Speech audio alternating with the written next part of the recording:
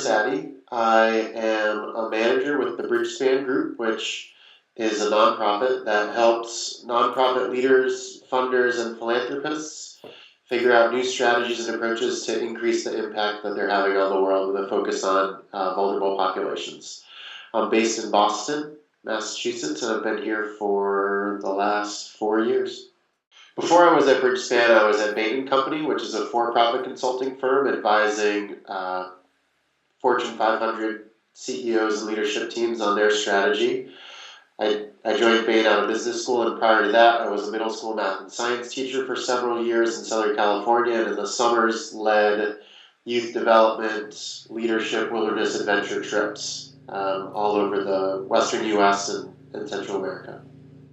All the people that I've worked with, it strikes me that they all want someone to help them understand what is going on, to step back and help them see the bigger picture. And that could be for a kid that was in my middle school class, help them figure out what's going on with their changing body as they're going through adolescence, and we're talking about biology. At Bain with Fortune 500 CEOs, it could be about figuring out what's going on with certain customer segments or certain markets they're trying to penetrate. And at Bridgespan, it's trying to figure out what's going on if you're a funder. Is what I'm doing being effective? Are there better ways that I could be using my time and resources to make the kind of difference in the world that I want to see? And if I'm a nonprofit, am I being a good steward of the resources that I have and making sure that they're being used most effectively to achieve the results that we want to see for society?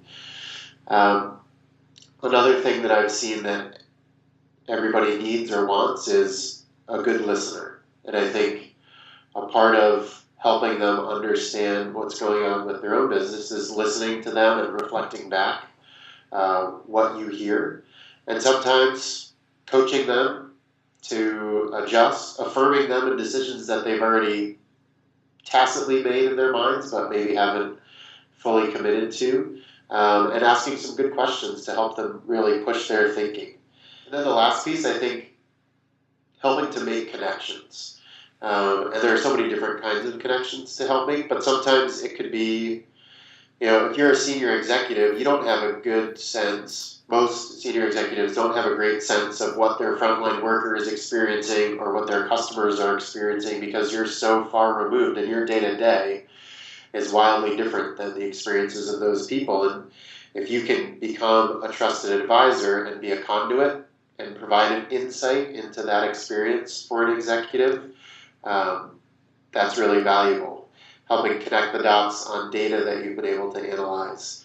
Helping a nonprofit executive understand what's going on with the beneficiaries of their services, how they perceive the organization, what they really hope to get from it, can help modify and alter the services that they're providing. And then sometimes it's literally just connecting people, whether it's two nonprofit leaders that I know that are struggling with the same thing, or one that's already had success in an area where another one's struggling so that they can support one another as well. I don't know that it's a skill. I think I'm curious. I'm naturally a very curious person, so I want to learn about what's going on with others. So that helps make me a good listener. I think I'm relatively good at getting up to speed quickly on different situations. So I think in consulting, it can be hard if you get plopped into a new company in a new industry or a new nonprofit. And one minute you're working on some maternal health visitation program for low-income moms. The next minute you're working on an after-school program for urban adolescents. They're very different worlds. And I feel like maybe because of the diverse background that I have, that I'm able to relatively quickly relate to and get up to speed on each different business or organization that I work with. And I think that helps them open up,